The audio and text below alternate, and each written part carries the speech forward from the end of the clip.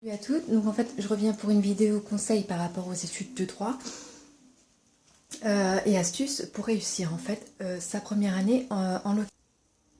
Donc en fait le premier conseil que je donne c'est d'aller en cours. Je dirais que c'est la base et à pas à négliger en fait. On a tendance à dire oui j'ai reçu les cours en entier et ça peut me dispenser d'aller en cours. Non, en fait aller en cours ça va vous permettre déjà de 1 en fait le prof il va pour remercier les élèves les récompenser d'avoir assisté à tous les cours à la fin en fait ou bien au milieu du semestre au bon vouloir du professeur il va en fait donner des pistes justement non négligeables pour l'examen final. Ce ne sont pas les sujets directement, hein. Il va donner en fait les sujets potentiels qui pourraient tomber en fait le jour de l'examen.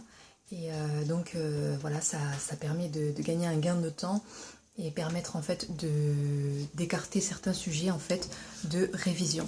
Donc c'est vraiment pas négligeable. Donc c'est en ça que c'est une raison pour aller en cours.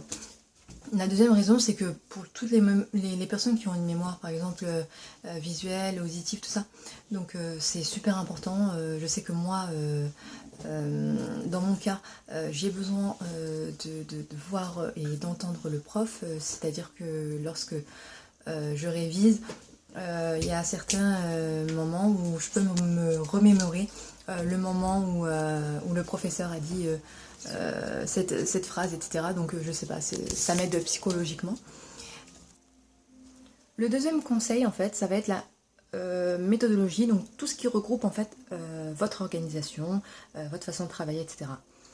Donc la mienne, je vous partage la mienne, telle qu'elle a fonctionné avec moi pour la première année en fait. Donc j'ai tout simplement planifié tout ce que je devais faire au niveau des révisions. Donc ça c'est, je vous en parlerai plus en détail un petit peu après.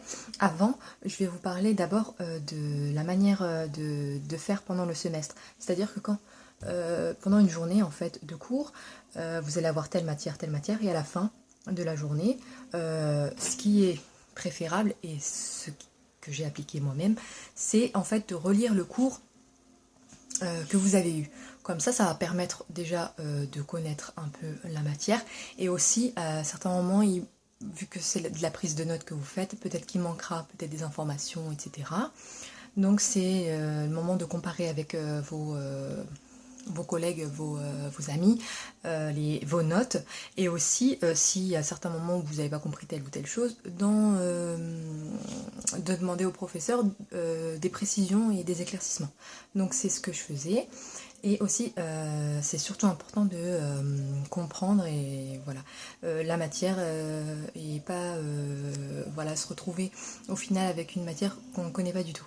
Donc ça c'est vraiment très important, que ce soit pour les matières de 3 heures ou les matières de 1 heure, il faut faire ça en fait. Donc pour ce qui est des matières de 3 heures, donc vous allez avoir des TD, tout simplement. Les TD, ça va vous permettre d'approfondir la matière. Et j'insiste sur le point qu'il faut vraiment tout faire, les TD. Les bosser comme si en fait c'était l'examen final, parce que vous pouvez être amené à tomber sur un sujet similaire. Et donc, auquel cas vous l'aurez préparé auparavant. Et si vous avez rendu le nombre maximum de TD, ne pas se limiter à cela et ne plus faire les autres. Donc non, il faut vraiment bosser tous les TD, comme ça vous permettra d'être préparé aux examens finaux et à la fin, pendant les semaines de révision, ne plus avoir à réviser ces matières-là et réviser principalement les matières de 1 heure. Parce que moi j'insiste sur le fait que, à part revoir pendant le semestre ces matières, les lire, etc., je ne les ai pas apprises. Moi, je les ai apprises, les matières d'1 heure, on est bien d'accord. Je les ai apprises pendant les semaines de révision, c'est-à-dire les deux semaines que vous avez de vacances, ce sont des semaines de révision, voilà. Donc moi, je les ai apprises pendant ce moment-là, c'est-à-dire en décembre. Et voilà, donc en tout il y avait 100 pages. Donc comment j'ai fait en fait, j'ai planifié tout ça par écrit. C'est très important de se faire un planning et de se référer au planning. Comme ça, si on a des manquements, etc., on a une certaine culpabilité, c'est-à-dire on va culpabiliser de ne pas avoir respecté cet agenda-là, ce programme-là. Donc du coup, on va être plus efficace à rattraper on va vouloir rattraper le retard, donc du coup on va être plus efficace, etc. Alors que si on n'avait pas un planning, voilà, on serait un petit peu plus libre et moins efficace. Moi, c'est comme ça que je pense et je fonctionne comme ça et ça marche dans tous les cas. Après, en fonction de votre méthode, moi c'est ma méthodologie, elle a été efficace comme je vous le disais, mais si vous aviez une méthodologie au lycée que vous avez acquise et qu'elle vous a apporté de très très bonnes notes, c'est-à-dire des 15, des 16, vraiment au-dessus de la moyenne, gardez-la, gardez vos méthodes. Mais si cette méthode c'est-à-dire elle vous apportait que des 10, vous étiez vraiment juste tout le temps très proche de la moyenne et vraiment pas au-dessus, commencez à changer vos habitudes. Moi, perso, j'étais en mode touriste au lycée. Je révisais vraiment quand le professeur nous disait les dates des contrôles et je révisais voilà 2-3 jours avant et c'était fini. Il n'y avait pas à relire, je ne relisais jamais mes cours quand je rentrais chez moi, etc. Donc là c'est vraiment, j'ai vraiment opéré un changement total. Donc je vous demande, enfin je vous conseille de le faire si vous êtes, si vous commencez des études supérieures, de procéder de cette façon-là. En l'occurrence en droit, ça a fonctionné pour moi, donc je vois pas pourquoi ça fonctionnerait pas non plus pour vous. Il faut vraiment être assidu, beaucoup de rigueur et très motivé et surtout curieux en fait d'apprendre de nouvelles choses, etc. Ça c'est vraiment très important, surtout dans ce domaine-là. Vous allez en apprendre des choses, voilà. Et aussi, c'est très important aussi d'apprendre que le cours du professeur, c'est-à-dire que les livres, etc., c'est juste un petit plus, mais ça va pas vous servir c'est pas on va dire c'est une compensation, mais c'est pas du tout recommandé en fait, parce que les professeurs, ils se disent voilà, le cours suffit en fait. Par contre, si le professeur a sorti, vous savez, un ouvrage, comme c'était le cas dans ma fac, il y avait beaucoup de profs qui avaient des ouvrages, etc. Et fallait s'en servir obligatoirement. Donc là, oui, en l'occurrence. Mais si ce sont d'autres auteurs, etc. Enfin, des fois, il y a différentes écoles et tout. C'est pas les mêmes pensées, etc. Moi, je vous conseille vraiment de vous tenir au cours, quoi. Voilà. Ça montrera que vous avez assisté à tous les cours, que vous avez bien noté, voilà, vous avez fait des prises de notes, etc. du professeur. Donc ce sera plus félicité, quoi. Le troisième conseil que je pourrais donner, c'est d'aller au tutorat. Alors c'est des cours particuliers dispensés par des élèves en droit, pour la plupart qui sont en master en fait, et c'est gratuit. Et en fait, donc, je pense que ce sont des cours qui sont exclusivement pour les matières de 3 heures, il me semble, parce que pour les matières de 1 heure, je ne me souvenais pas en avoir. Après, peut-être que je n'y allais pas, donc oui. Bon, moi, j'y allais que pour les matières de 3 heures. Donc voilà, ce sont des cours très riches où on apprend beaucoup de choses et voilà, comme ce sont des élèves, voilà, on est plus proche d'eux, donc forcément si on a une question qu'on pense un petit peu plus bête que d'autres, on n'aura pas de difficulté à la poser, je pense que alors que si on devait la poser à un prof, on serait un petit peu plus impressionné, donc on n'oserait pas peut-être. Je sais pas, selon la personnalité de l'élève, etc. Voilà, moi je sais que ça va, j'ai pas de problème à ce niveau-là. Si j'ai vraiment un doute, etc., je demande, c'est vraiment important, parce que il n'y a pas de questions bêtes dans chaque domaine, je pense. Donc, comme je vous le disais aussi, par rapport aux examens, les matières de 3 heures, vous les aurez bien bossées avec les TD, etc. Vous aurez assimilé tout le cours logiquement à la fin des TD. Les matières de 3 heures, vous aurez au moins une grosse connaissance sur les sujets, etc., sur le cours en général, dans sa globalité, vous aurez une idée, et vous allez avoir un plan. Donc moi, qu'est-ce que je faisais en fait? Je lisais le cours de A à Z. Les TD, je révisais avec ça en fait, principalement aussi. Donc je faisais des fiches pendant que je faisais mes TD, etc. Et avec le plan du cours, Donc c'était un plan très bien détaillé avec des petites sections, il y en avait en veux-tu en voilà. Donc dans chaque section je mettais toutes mes connaissances, etc.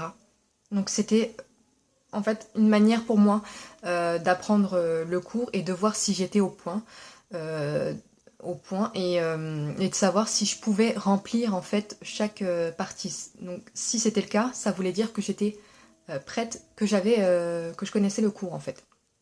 Donc j'apprenais par cœur seulement en fait des dates, mais aussi le plan en fait.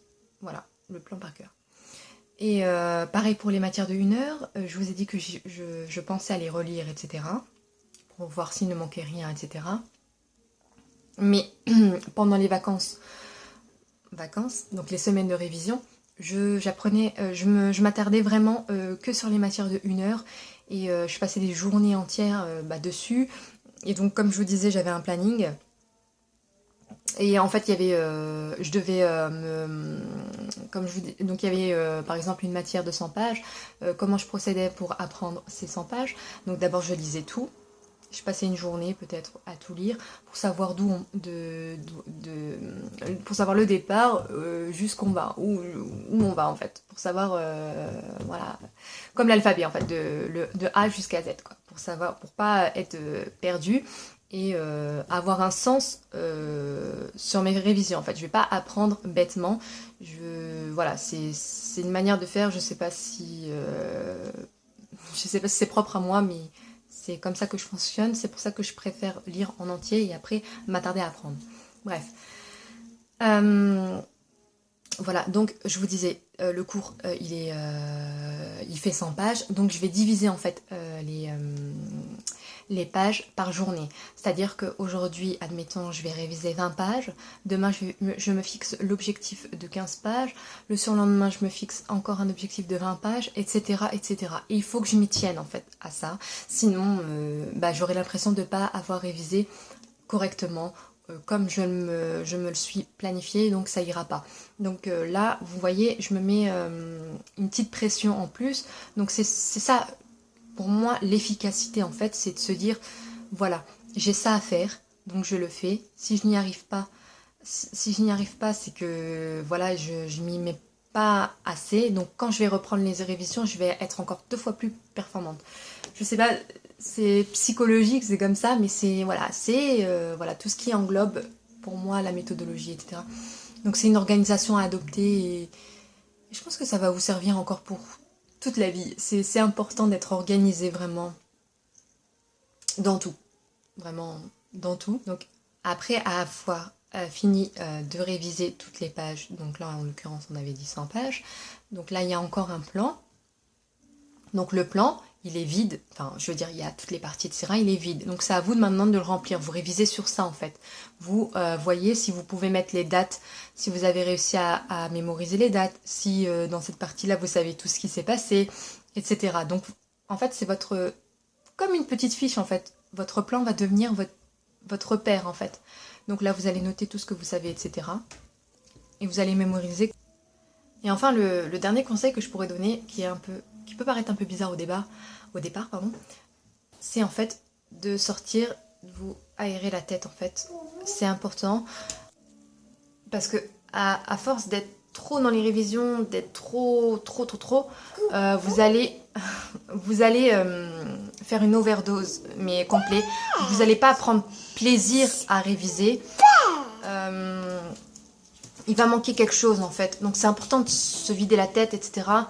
Il y a des personnes vraiment qui ne le faisaient pas, vraiment ils pétaient des câbles et au final ils n'étaient pas efficaces parce qu'ils voulaient tout arrêter en fait. C'était trop d'un coup. Donc c'est pour ça qu'il faut être organisé. Comme ça, vous avez vous vous dites bon j'ai atteint mon objectif. Donc là j'ai tel créneau pour me sortir, m'aérer la tête. Je sais pas moi, boire un verre, aller au cinéma, etc. Rien que ça, hein, ça vous vide la tête quoi. Donc c'est important vraiment.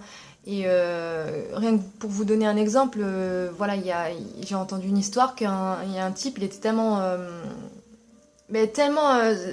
on va dire no life quoi. Il y avait que des cours, mais je pense qu'il avait une mauvaise méthodologie. C'est pas. Et voilà, donc il a fait un séjour à l'HP, quoi. Donc c'est pas des conneries, hein. C'est vraiment vrai, hein. C'est vrai que c'est une charge de travail que si on n'est pas organisé, si on se perd, si on est trop occupé. Là, à l'inverse, moi je prends le cas extrême.